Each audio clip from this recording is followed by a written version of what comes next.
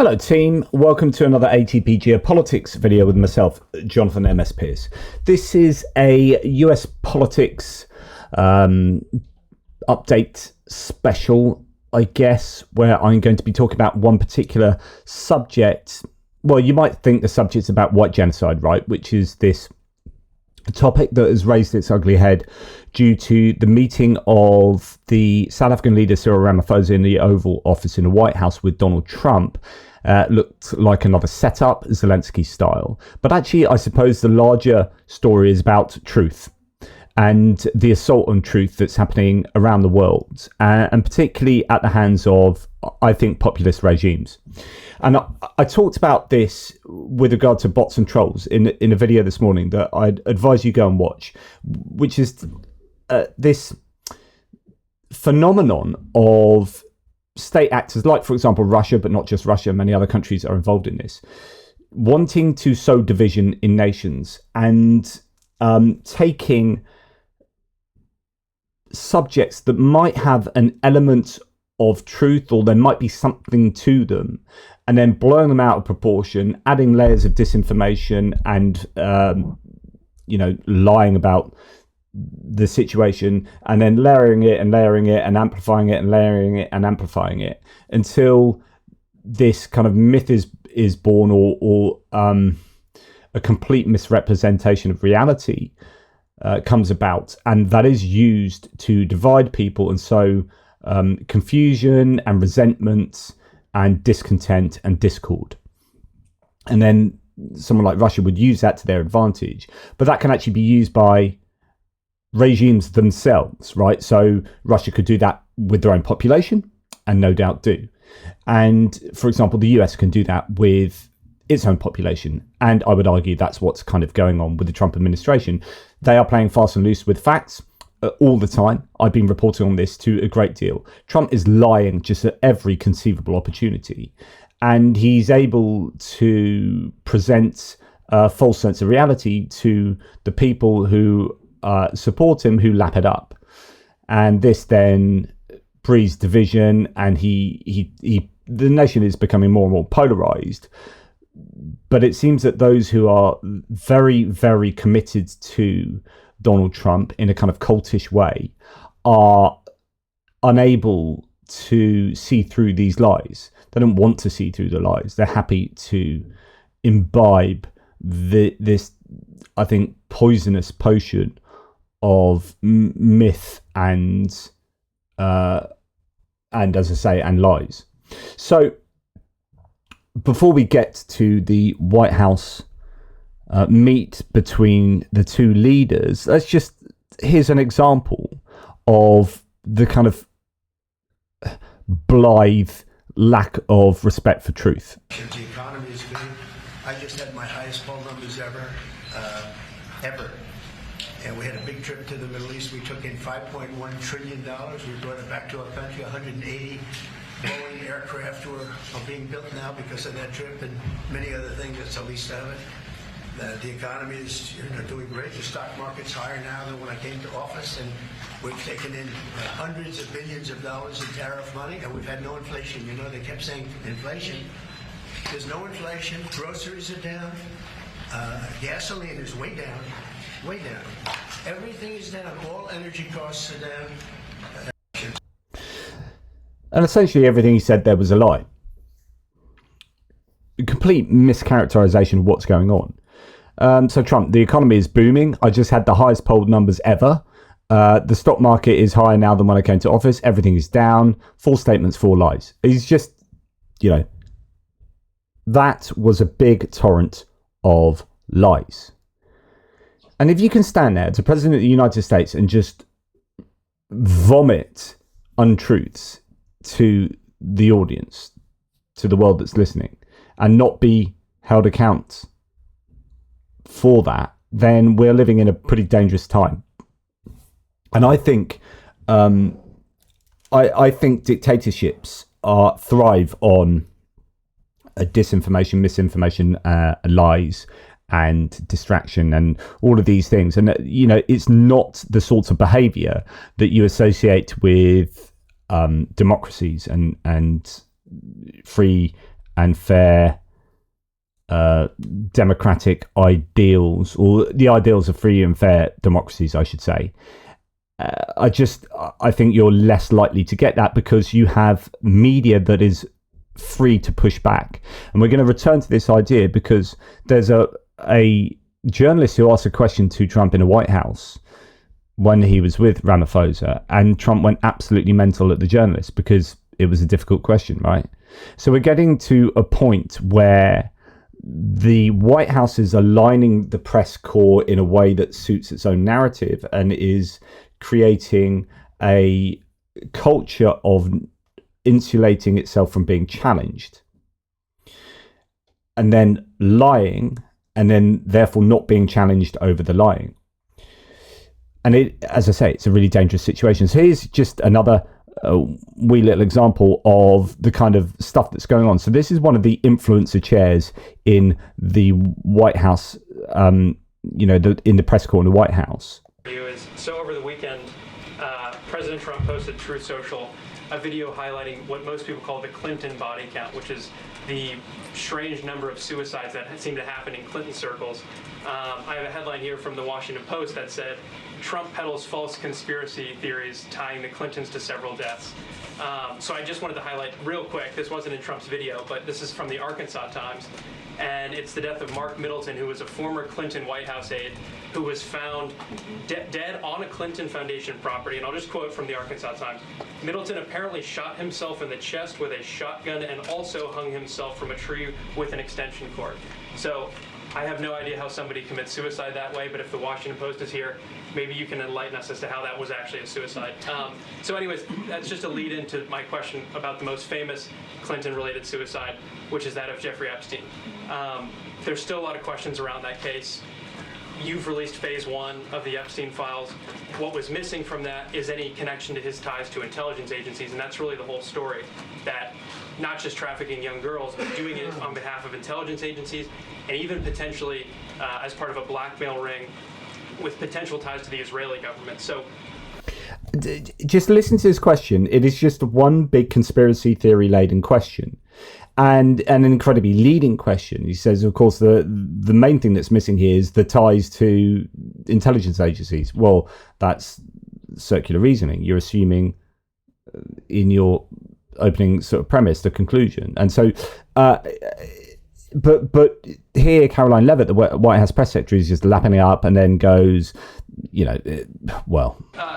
for phase 2, when can we expect it? Will it have information pertaining to those aspects of the Epstein case? I know the Attorney General has committed to releasing those files. I would defer you to the Department of Justice on her timeline, but when she has made a promise in the... And Attorney General's going to do X, Y, and Z. Of course, the Attorney General didn't release those files because there were national security issues there that can only actually be explained by connecting them to the Trump administration, probably Trump himself. So what these guys want, these conspiracy theorists that have been peddling this mythology for years and years, they want the FBI, the CIA, and the Clinton family to be found as the bad guys, and then you just rip out the government and the deep state and the Clinton family. But the reality, of course, is that's not the case.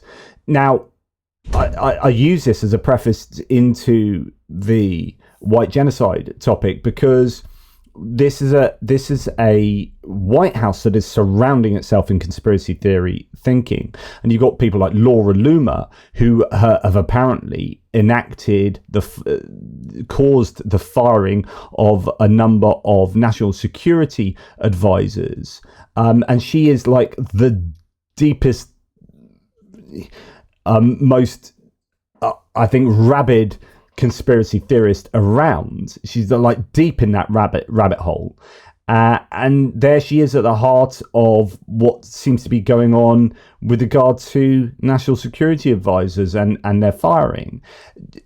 And these should be the people that are putting the correctives in to some of these wildly outlandish claims. And it's a really dangerous time that we're living in terms of being a period of an epistemic crisis where we don't know the difference between right and wrong, truth and untruth, information and disinformation. So then we had the meeting between Cyril Ramaphosa and Donald Trump. And remember, Zelensky had been ambushed in what I think is a very similar way to this, where Zelensky, all he'd been trying to do was correct the disinformation that was being spread by the president and his lackeys. And that's kind of what happened here. We just have a presidency that is absolutely obsessed with telling lies and peddling not just disinformation, but almost in entirely mythological networks of ideas. You know, what Donald Trump's idea of the war in Ukraine can be seen as like a mimetic network of untrue myths joined to each other, and essentially a Russian fabrication, a patchwork quilt of lies and disinformation that has been the product of the last sort of 20, 30 years of KGB, FSB activity. And now that appears to be kind of the belief of the president. Well, here we have this idea of white genocide. We're going to look into this, and actually Trump has been involved in this kind of thinking for some time. This was apparent in Trump 1.0, and I don't know if people realize this. And when you've got people like Stephen Miller as, I think, your right-hand man, I think that's Trump's right-hand man. He is an overt white supremacist fascist, right? If he's your main guy, then you are going to be peddling stuff like this. This is absolutely what you are going to be about.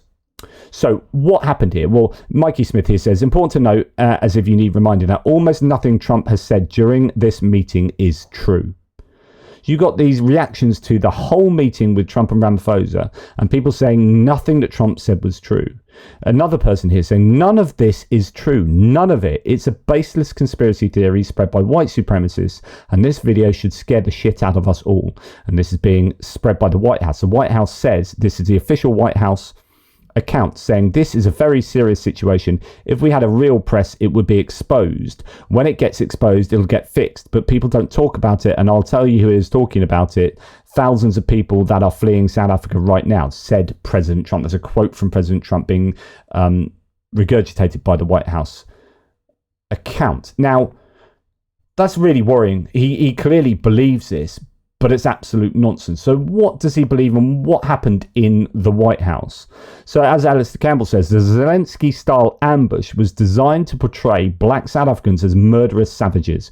Ramaphosa reacted with dignity and restraint to an onslaught, which exposed the real savagery to be the post-truth, Musk-scripted, conspiracy theory-driven fight for white supremacy. And remember, Elon Musk was in the White House there. He was in that room, looking on, as I would argue, a far-right South African billionaire, not dissimilar from Peter Thiel and David Sachs, who are also associated with the White House. So not only do you have Stephen Miller, but you've got three brooligarch white South Africans who are in the same, I think, same sort of area as Stephen Miller, to be honest. So this is how it started. We're not going to watch all 17 and a half minutes of this interaction. What would it take for you to be convinced that there's no white genocide in South?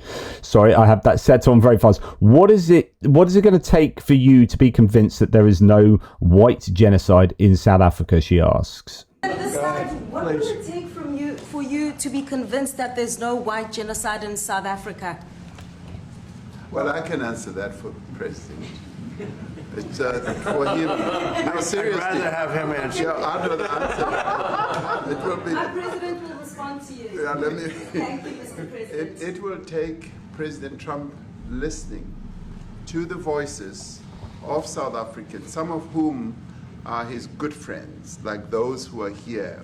When we have talks between us on around a quiet table, it will take President Trump to listen to them. I'm not going to be repeating what I've been saying. I would say if there was Afrikaner farmer genocide, I can bet you these three gentlemen would not be here, including my Minister of Agriculture. He would not be with me. So it'll take him, President Trump, listening to their stories, to their perspective. That is the answer to your question. So Trump's not too happy with this, as you can tell by his face, because he believes in a white genocide theory. And again, I will give you some meat to the bone with regard to that theory in a second. But let's just see the interaction first. Now, Ramaphosa answers that quite cleverly, although you could, Trump might see that as condescending to some degree. But what he's saying is like, we need to sit down, and the president will sit in a quiet room and listen to the stories of these guys who are white billionaires, who are going to advocate for this being largely a myth. And so we'll do that somewhere else. But then Trump is like, no, we ain't. We're going to do that here, and we're going to do that now. But, Mr. President, I must say that we have, wait. We have thousands of stories talking about it. Sure. And we have documentaries, we have news stories, and that. Is Natalie here, somebody here to turn that? I could show you a couple of things, and I have to, it has to be responded to. Yeah, sure. Let me see the articles, please, if you would, and turn the lights down. Turn the lights down and just put this on. So what we have to notice here is this is pre-prepared. You don't just have a whole set of videos and a big screen in the Oval Office and then a whole load of printouts that he's just going to share. Unless, you were wanting to show this. This is exactly what Trump wanted to do and make a right show of this. And I find that actually pretty disgusting when you understand that this is essentially white supremacist propaganda. Thank you. Johann. There's nothing this parliament can do. With or without you, people are going to occupy land. We require no permission from you, from the president, from no one. We don't care. We can do whatever you want to do. Who are you to tell us whether we can occupy land or not? We are going to occupy land.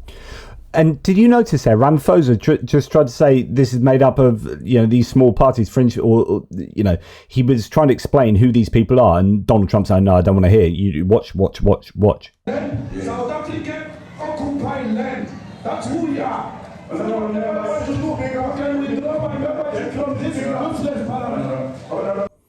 So then they show this fairly long video, right? So we're at 2 minutes already. This goes on for another couple of minutes. So we're at now 4 minutes. We're now at 4.5 minutes. We're now at 5 minutes, right? And then he shows this video. So you've got a number of people expressing what are going to be sort of black rights, black sovereignty from a South African point of view, anti-apartheid, and whatnot. But this is... I want to move to the video that he shows here and the general idea of white genocide, which is what the original question was about. Like it or not, if they object, they can seek refugee in America.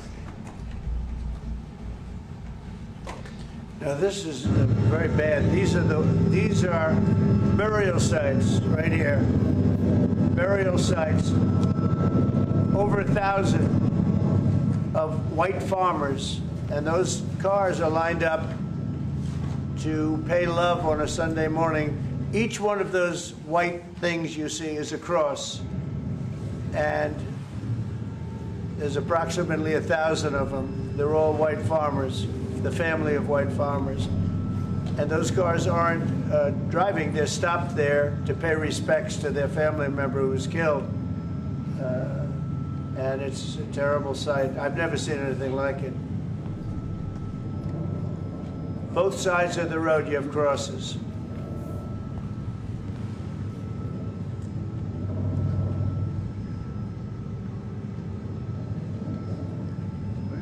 Those people were all killed. Have they told you where that is, Mr. President? No. I'd like to know where that is, because this I've never seen. But, okay. I mean, it's in South Africa, that's where. We need to find out. And this goes on and on. Like, Trump wants to punish Ramaphosa here. This is just a pre-organized embarrassment. This is wanting to make Ramaphosa deeply uncomfortable. You've invited him to the White House, to the very kind of regal Oval Office. That's probably the wrong word to use, I guess. Although in Trump's context, probably it is fairly accurate. So, he's invited there as a guest and then is embarrassed in front of the world press. Say, look, is this what you're all about? Look at you and your white genocide and your killing of these white farmers. And Cyril Ramaphosa's like, right, I've seen it. I don't really need to see any more. Oh, no, you've got to stay. You've got to watch it to the end.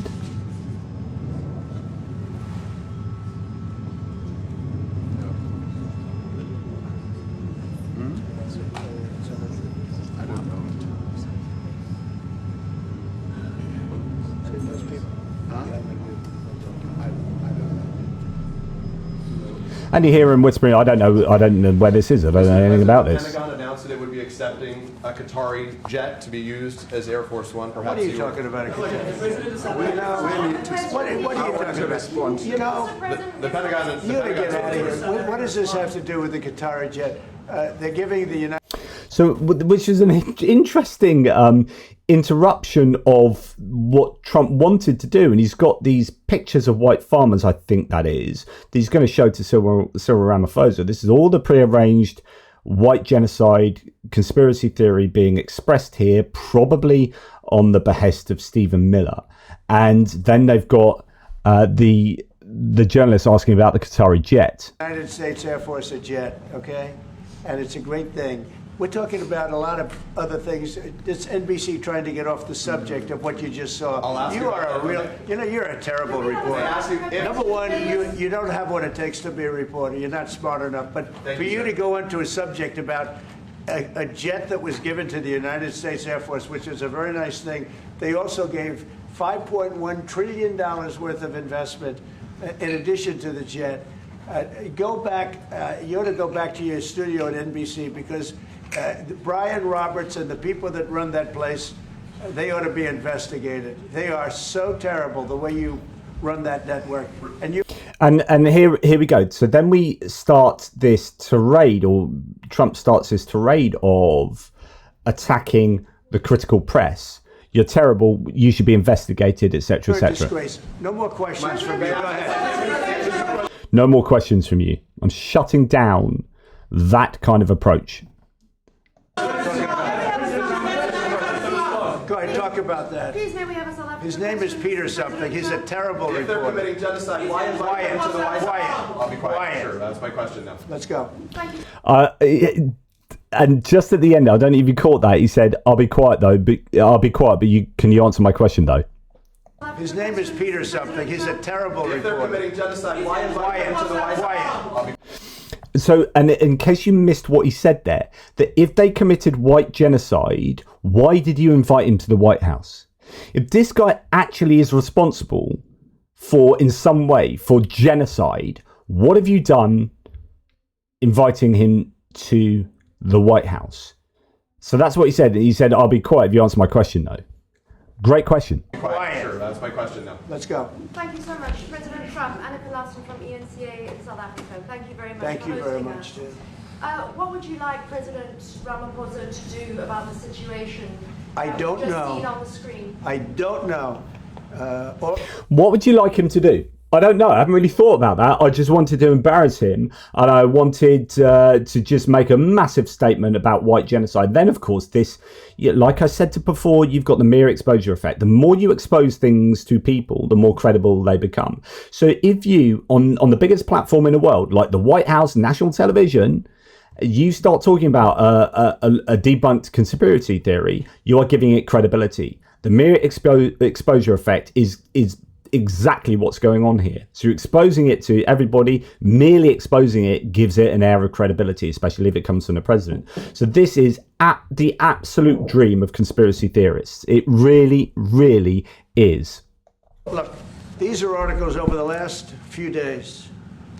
Death of people. Death. Horrible death. Death. I don't know. But you know that To pick anyone, white South Africans are fleeing because of the violence and racist laws. And this is all... Which is just a massive public criticism of Cyril Ramaphosa sitting next to him. White South Africans are fleeing because of the racist laws. And here's a Daily Mail article, here's a New York Post article, so on and so forth. It's just, yeah, it's incredible, this. Say, what would I like to do? I don't know what to do. Look at this. White South African couples say that they were attacked violently. President Trump, when will you go and see for yourself if it is? Well, I could do that. Look, here's burial sites all over the place. These are all white farmers that are being buried. And he asks about a jet that was given. You ought to be ashamed of yourself.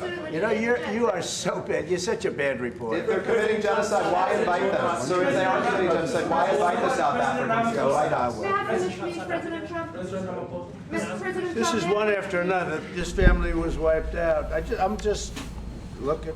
Can we get a report? I'm just looking at the sort of thing I'd do on my Sunday afternoon, but I'm doing it in the Oval Office in front of an entire press corps and the leader of South Africa while I'm blaming him for all this. That's just something I do. I'm just looking at these pictures is all I'm doing. Can you give us your reaction to those videos, Mr. President? Well, I think the videos are so... No, when you look at the videos, I mean, how does it get worse? And these are people that are officials, and they're saying that kill the white farmer and take their land. That's what it is. And I have other friends in South Africa. I have people that left. One in particular that says you can't go there. He said they want to take your land. They take your land and they kill you. It's okay, and they say it's okay to do. Now we're going to talk about it. We're going to. But this is a tremendous look. This is a story recent. Yeah. These are all people that recently got killed. Yeah. And I don't know how it can get any worse. These are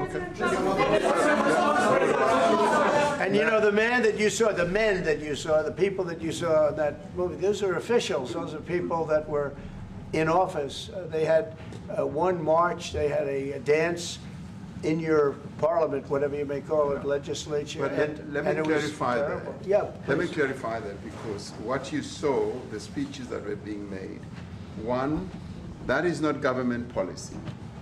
We have a multi-party democracy in South Africa that allows people to express themselves, political parties to adhere to various policies, and in many cases, or in some cases, those policies do not go along with government policy.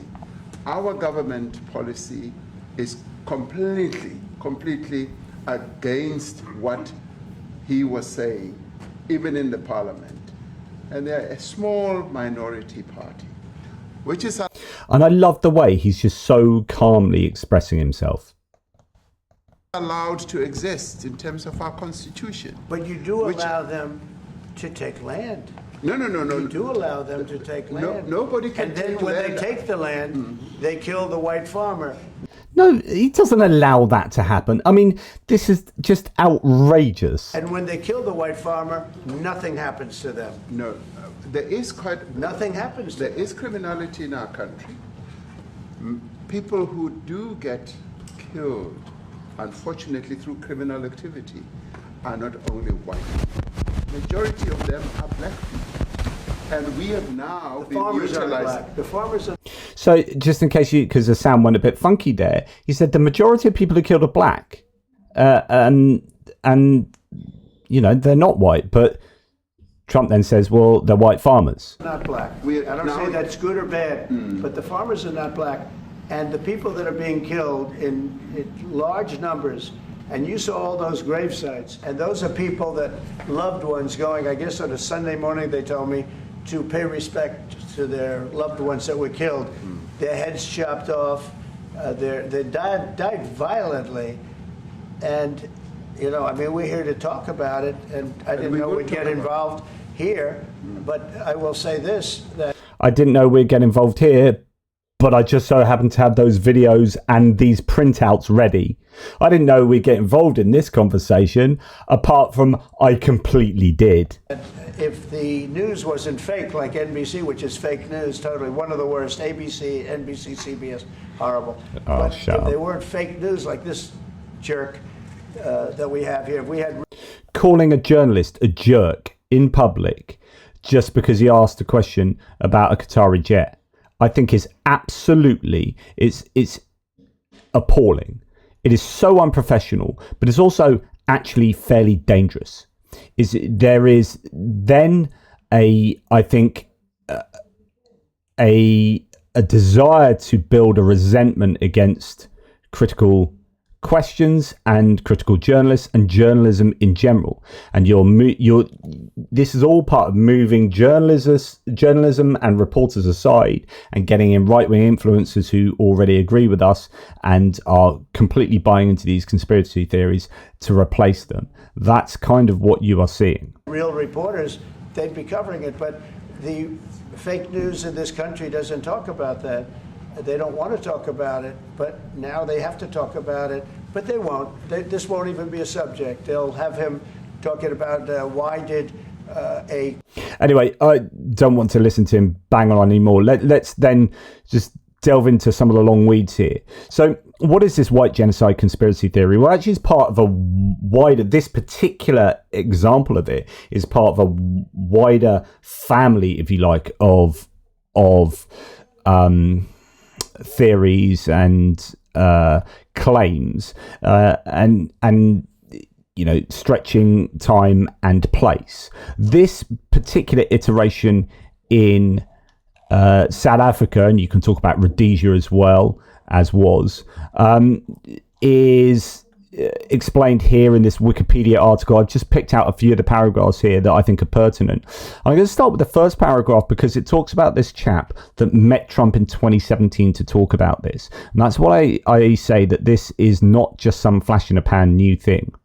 So far-right and alt-right figures such as singer Steve Hofmeyr have claimed that white genocide is taking place in South Africa. The South African singer, songwriter, political activist, actor and TV presenter supports and promotes the conspiracy theory.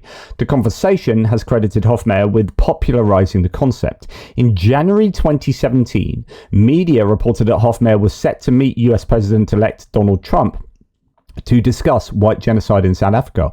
Hofmeyr later thanked Trump when the latter shared a tweet asking Secretary of State Mike Pompeo to closely study the South African land and farm seizures and expropriations and the large-scale killing of farmers. Okay, so this was on his radar, Trump's radar in 2017.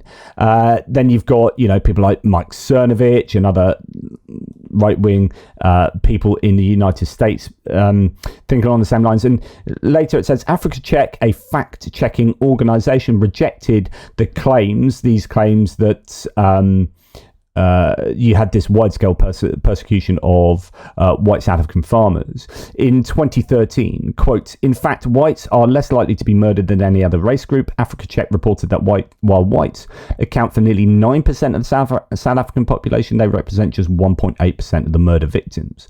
Lizette Lancaster from the Institute for Security Studies has said that, quote, whites are far less likely to be murdered than their black or coloured counterparts.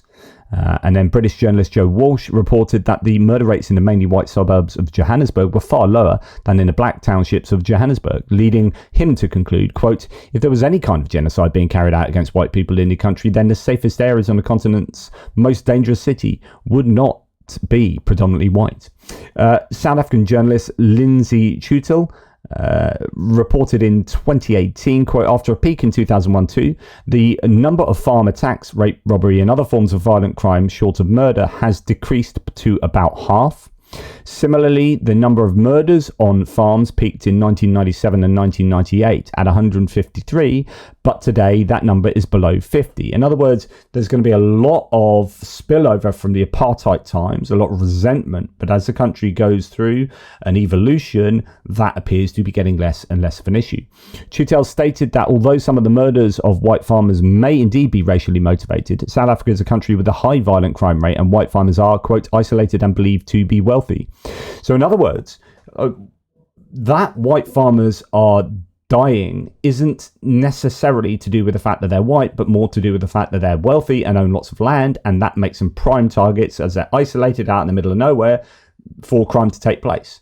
If you're going to go and rob a property, it's quite difficult to get into locked gates and whatnot in a city suburb with security cameras and all this and all that and police around the corner. But if you go out into the middle of nowhere where there's a big sprawling farm, just so happens to be controlled by a white family, then that's going to be a pretty attractive target, I guess. In a period of July 2017 to July 2018, 47 farmers of all races were killed in South Africa, down from 66 murdered between July 2016 and 2017. The worst year for farm murders in South Africa was 1998, when 153 farmers were killed. Between April 2016 and 17, there were a total of 19,016 murders in South Africa, suggesting that farmers are not especially likely to be killed in South Africa. Gregory Stanton of Genocide Watch has condemned the misuse of the group's reports of the threat of polarization in South Africa to further the idea of white genocide. So to call this a genocide is an insult to genocide. I mean, when you're having people seriously working on actual genocides around the world, to call this a genocide is just a misappropriation of the word. Now, it says later, Simon Roche, an Afrikaner nationalist from South Africa and a spokesman for the survivalist group, the Suidlanders, that exists, in his words, quote, to prepare a Protestant Christian South African minority for a coming violent revolution, visited the US in 2017. So again, time frames interesting there, to promote the thesis that the white minority in South Africa is faced with the threat of ethnic cleansing. Roche stated that he went to the US to raise awareness and support for the Caucasian Christian conservative folk, people of South Africa. There's a natural affinity with conservative white Americans, he said. And yeah, this is going to fall really well. It's a very fertile ground for that kind of theory, for these concepts. The Christian, very conservative, white Christian conservative communities in the US will lap this kind of stuff up. Okay, so my conclusion is that while, and I'm no expert here, right, but while there might be the occasional murder that is racially motivated, and even when race appears as a motivator, it's interesting to wonder whether actually what's underwriting that racial resentment is wealth resentment and income inequality. And actually, socioeconomic status might really be what's going on here as a driver for the crimes. And even if someone was to say, well, it's because they're white, actually, is that a shortcut for saying it's because they have privilege and we don't? It's because they were born into this moneyed situation and we don't. And therefore, how do I achieve social mobility? Okay, it's going to be through crime and so on and so forth. So yeah, there are lots of complex, nuanced discussions to be had around here. So the video that was shown is this one. So this is a video Trump played. Americans, including their president, fell for it, and you've got all these white crosses along here. And the idea is that these either are buried white South African farmers or represent white South African farmers, etc., etc. And he was talking about it being a burial ground, but it's not. It's a memorial. It's called Witkruis White Cross Monument in South Africa. There's some interesting explanations going on here. So someone's saying the only false claim is that it is a burial site. It's a memorial, not a cemetery. The video depicts the Witkruis Monument, also known as a Plasmurda Monument, located along the N1 route between Mokopane and Polokwane in South Africa on the slope of Jesteburg. The monument features approximately 3,000 white painted metal crosses with 925 arranged in a central cross shape, each symbolising a death during a South African farm attack since 1994. Quote, the monument itself has long faced scrutiny for its narrow focus on white victims despite farm attacks impacting South Africans of all races.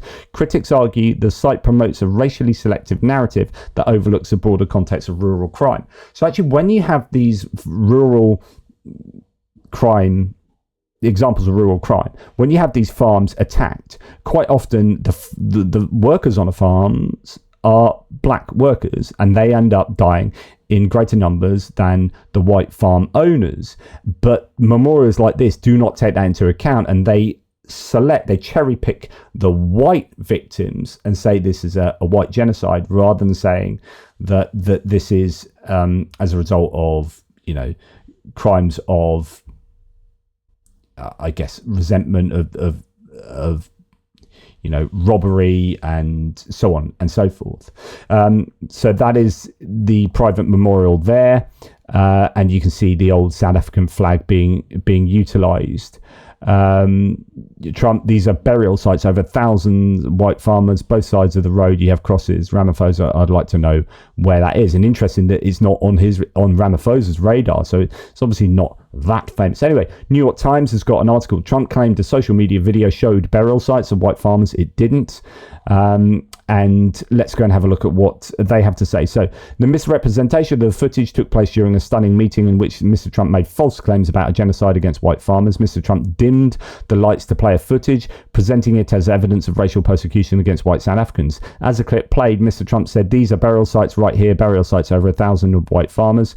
Contrary to Mr. Trump's statements, crosses are not grave sites for farmers and were not permanently placed along the road. Footage posted on social media before the remembrance event in early September 2020 shows, and that's probably why Ramaphosa doesn't know of it, because actually they're not there anymore. It was a temporary memorial. Shows people setting up the white crosses, and Google Street View images from 2023 indicate they've since been taken down. There have been a number of protests against the killing of white farmers in South Africa. White crosses are known to be used at these events to represent slain farmers.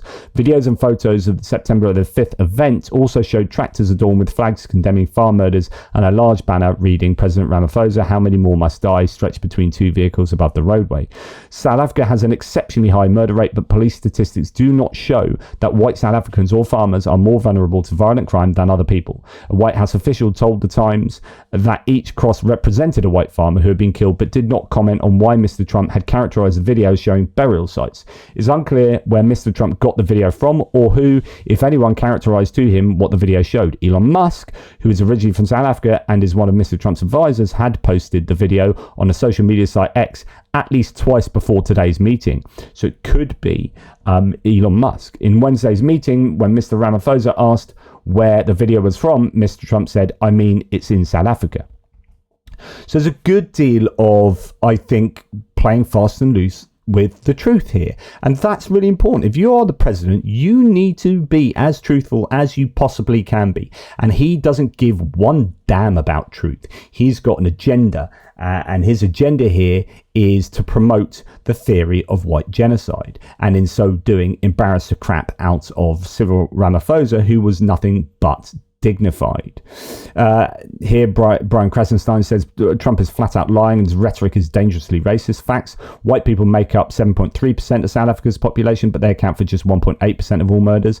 That means black South Africans are far more likely to be murdered than whites by a wide margin. The data proves it. Trump's fear-mongering isn't just false, it's designed to stoke racial division. Don't fall for it. Community note me, I dare you. And here we have a British fact checker. Actually, she was a former head of Channel 4 News, which is a decent news station in the UK. So the politicians quoted were not ANC politicians. One of them was a man who'd been specifically thrown out of the ANC, and the other was an opponent of the ANC. These were dreadful people, but this is not the policy of the ANC, and it is simply not the case that white farms have been seized. There is no evidence that white farms have been seized. overwhelmingly, and this is covered, and I have covered it myself, the big problem of violence in South Africa inordinately affects black people. South Africa has a terrible problem with violent crime, and the chief victims are black people. There is no genocide against Afrikaners. That was absolute drivel. And I love that. It was just absolute drivel. And just remember, go back to Donald Trump saying very clearly that they seize these farms, nothing gets done about it, blah, blah, blah. As if there's just it's the Wild West out there. And anyone, even worse than the Wild West, there aren't any sheriffs or anything. You just go out and you can steal farms and kill farmers and dismember them and nothing happens. And the black people are just going around South Africa with scant regard for law. I mean, yes, there is an issue with violence there and violent crime. That is absolutely a problem. But to present it in the way that Trump did is incredibly disingenuous and very, very dangerous, I would argue. But yeah, and then, more talk about here the NBC reporter who was absolutely harassed by Donald Trump for asking those questions. Then what happened afterwards, and this is fascinating, is but I'm not going to play all of it. I mean, this is 3 minutes 20 of a white billionaire who speaks quite slowly.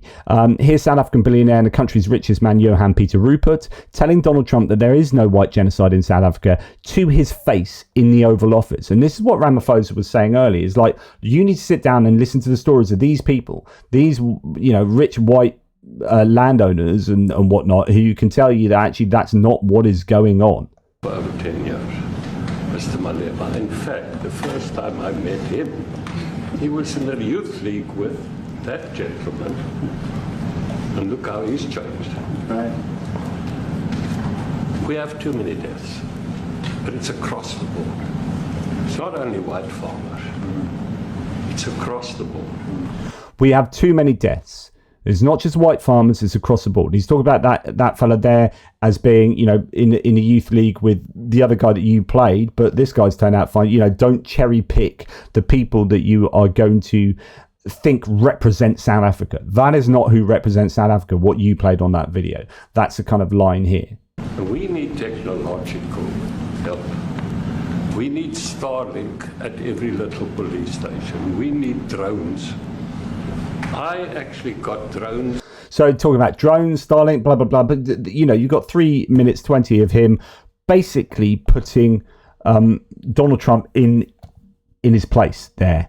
And I'm sure Donald Trump didn't like that at all. But do you know what's going to appeal to Donald Trump? A white billionaire. That's what he got there. And I thought that was pretty interesting. Now, here's an interaction on CNN with Scott Jennings, who I absolutely do not like. So Scott Jennings, I think I dislike him more than I dislike Jesse Waters, which is saying something. So the Fox News presenter. This is your Republican on CNN. So he's your, I guess, permanent Republican on CNN, and I do not like him. I mean, Scott, you're saying it's not true that some white farmers have been murdered? No, it's not true that there is a genocide against white farmers. Okay, whatever you call it, have white farmers been murdered? Actually, how many have violence been committed against white farmers? White farmers? But the problem isn't that yes, white farmers have died. Like, no one denies that white farmers have been killed. Like, is this genocide? That's the issue, and that's what the other presenter is saying. It's like, this isn't white genocide. And he said, yeah, but it doesn't matter what you call it. Have white farmers died? Well, yeah, they've died, but that's not, you are just being disingenuous in the way that you are arguing this. Farmers, hold on a second. How many white farmers have been murdered in South Africa? Several. I mean, they asked. No, how many? I don't know. Several. I know why you don't know. Because those numbers don't exist broken down by race. I mean, I know this. I wouldn't trust the South African government to tell me. I know that. How many black farmers have been murdered in South Africa? Look, you guys are so triggered over 59 people. No, I'm not. After we left 20 million people in the country, I don't know why you're so triggered. Haven't even brought up the white people that Trump picked out because they were white and told them they could come to the country. How much racial killing are you going to condone? There are 19,000 murders in South Africa. 36 were on farms. 7 of the farmers were victims. Okay, this is according to the South African police. And you think the South African government is a credible source? The other 29... And it's such a ridiculous position to take from Scott Jennings. Like, it's what I call go nuclear. Well, I'm not going to believe the stats. Okay, so where are you getting your stats from? Are you pulling them out your backside? Are you making them up? So these are official stats. Now, we can argue whether they're accurate or not, I guess. But it's all we've got. Otherwise, you're just making stuff up. So if you want to make stuff up, then that's cool. If you just want to believe what Donald Trump has said in the White House because, I don't know, he's been fed some kind of conspiracy theory nonsense, then that's a bit of a problem we've got here. So I really don't like that nuclear approach of just destroying all the information and just go, because it's an unfalsifiable position. Well, if you present me any data that comes from the South African government, I don't trust it, I don't believe it. Okay, well then, who else is going to give you data on like crime in South Africa? I mean, who else is collecting and collating it? This is ridiculous. This is a ridiculous position. I just, yeah. Hold on a second. The 29 victims who were included in the farm killings were farm employees who tend to be black. So the vast majority of people killed on farms in South Africa are black. Where is the concern about them? The concern is that there are white farmers who have had violence committed against them, and they're being threatened. They're being threatened every single day. There's 59 people, and you're triggered about 59 people, and I don't know why. I haven't mentioned anything about 59 people. Why are you only concerned about white people? I'm only concerned about this story because these 59 people asked for status. They're getting status, and now everybody's freaking out about it. They didn't ask for anything. There is no evidence that white people have. So it ends there, but he's quite, really good questioning from Philip. I don't know what her full name is, but saying, what about those black people? Why do you not factor them in? Why are you not caring about them?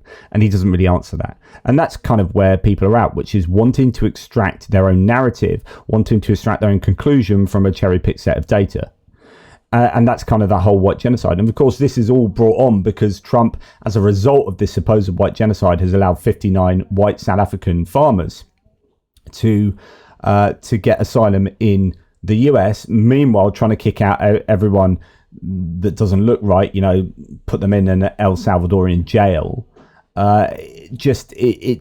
It stinks of Stephen Miller. All of this stinks of Stephen Miller and his like. So I think this is really revealing. It's really distasteful, all of this, and then you can add to it this particular observation.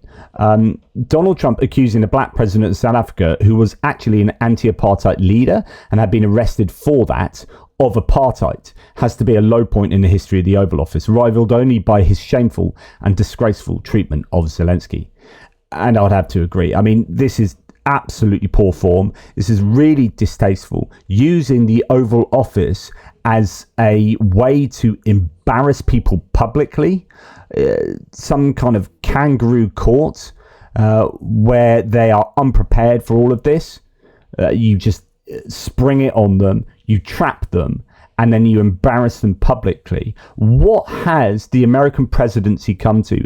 Is this how to act now? Is this what we expect from now on for American presidents? He's really debased the role, and he's really debased the White House. I think it's disgusting. There are issues here, right? But this is not how to debate serious and complex issues. Yeah.